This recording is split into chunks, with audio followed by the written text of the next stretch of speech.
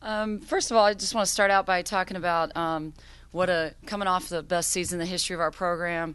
Finishing in with our sixth straight NCAA tournament, 20-win season in a row, and advancing to our first ever Sweet 16.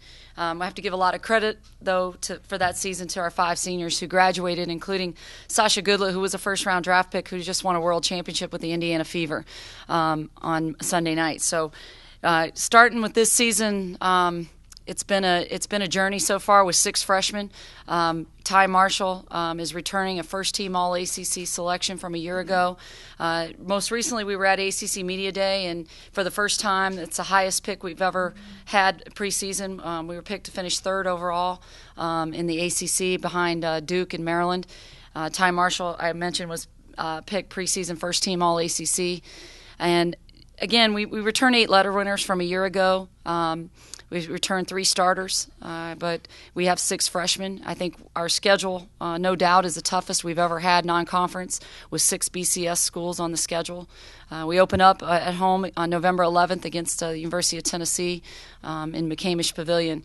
We're finishing up our second week of practice, and we have a scrimmage this weekend, so we'll have an idea after this weekend kind of where we stand at this point.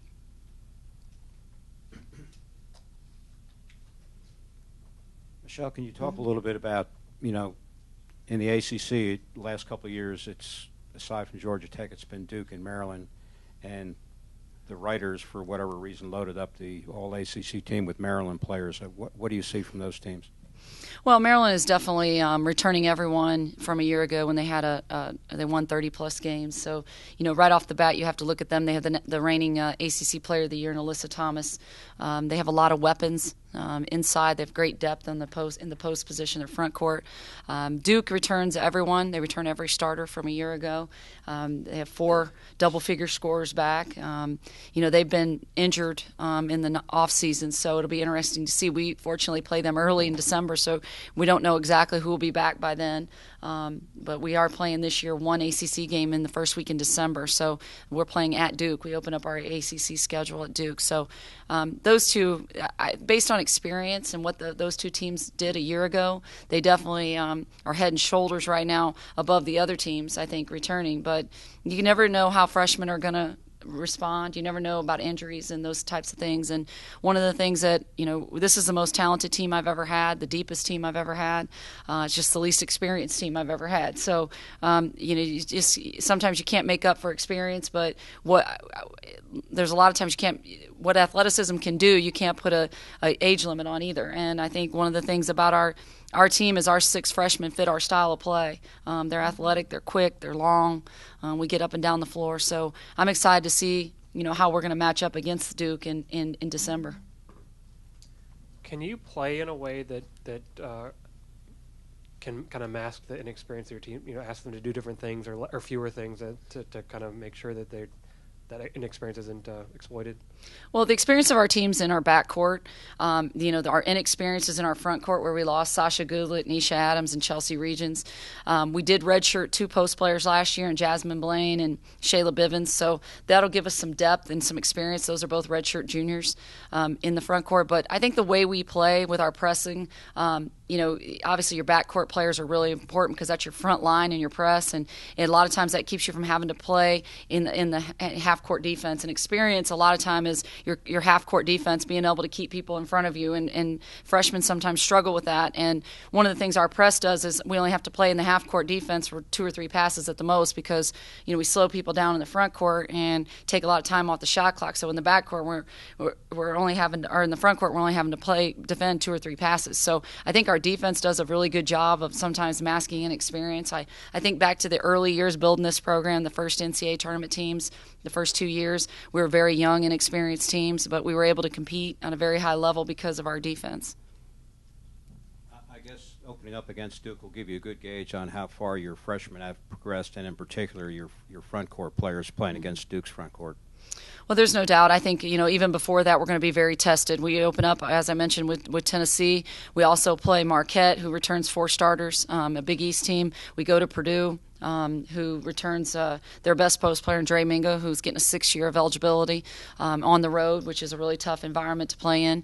We're also playing in Puerto Rico against Syracuse, who returns 4 starters. So we're going to be very tested before we ever get to Duke. But once we get to Duke, I think we'll have a very good idea of where we are. Nariah Taylor early on has just really separated herself in the front court. If I had to compare Nariah Taylor to Sasha Goodlett today, she's way ahead of Sasha Goodlett as a freshman.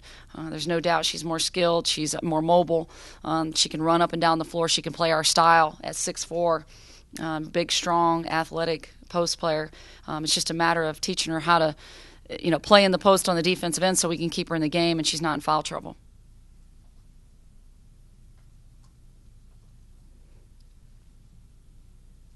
You mentioned before that Coach Summitt was going to be there for the opener. I'm curious, what have your experiences been with her like? And obviously her the impact she's had in the game is goes without saying, but what has she meant to you personally? Well, the Tennessee game on November 11th is a great opportunity. It's been Georgia Tech and the Athletic Association has really gotten out in front of this, and it's become more than a game. I really feel like it's becoming an event to celebrate a lot of different things. Obviously, the opening of McCamish Pavilion, but also 60 years of women at Tech, 40 years of Title IX. We're bringing in a lot of former Georgia Tech alumni that have done some really special things. We're honoring Pat Summitt. We're honoring Betty Janes of the WBCA and several other prominent women that have had an impact on Georgia Tech or college athletics. It's also the launching of Nell on Wheels, which Nell Fortner, the former coach at Auburn and a former Olympic coach, is going to travel around like College Game Day for women's college basketball games, and she's going to do a pregame show out of a Winnebago out front of our arena with Mickey DeMoss and Pat Summitt and Lynn Dunn, who just won a world championship with the Indiana Fever. And I think that's going to create a lot of excitement around that game, and it's going to make it a really special atmosphere for our student athletes and for our fans. As far as what Pat Summitt has meant to me, I think Pat Summitt has meant to every women's basketball coach. She forged a path, and she opened up doors and opportunities that weren't there before her. And she also raised the bar very high for all of us. There's no doubt that how she handled herself, not only on the court, but a lot of the things I took from her were more the stuff, how she handled her team and her players off the floor. I think that was her greatest impact on our game.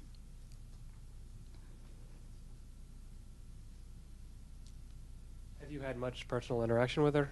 I've had the opportunity the last 6 months to go to sit with her at a couple Dream games and have the opportunity to interact with her, and she's just, I think she's doing great. And I saw her interviewed the other night on the game, the WNBA game, and I thought it was great to see her that healthy.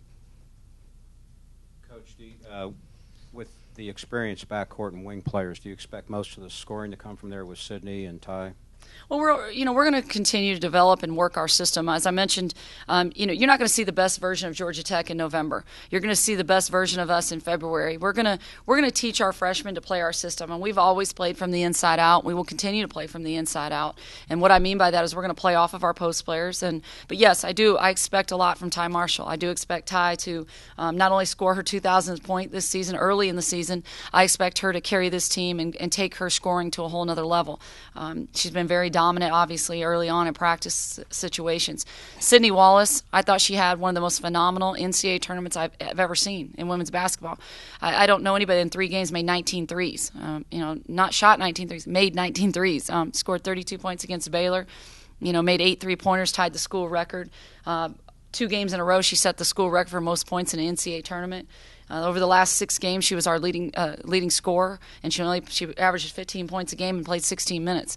So obviously, one of the things that Sydney can do is put points on the board. So between Sydney and Ty, I really think that we've created, and Dawn May at the point, we have one of the best backcourts in the ACC, if not the country.